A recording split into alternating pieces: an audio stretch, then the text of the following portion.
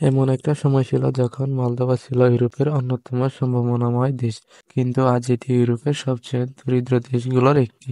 কিন্তু এখানে এমন কিছু অদ্ভুত ঘটনা ঘটছে যা আপনি জানলে অবাক হয়ে যাবেন।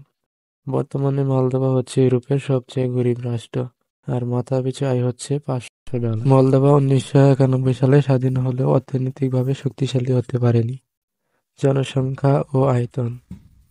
মলদোভা একটি ছোট দেশ যার আয়তন 33,846 বর্গ কিলোমিটার, যা প্রায় বাংলাদেশ থেকে 5 গুণ ছোট।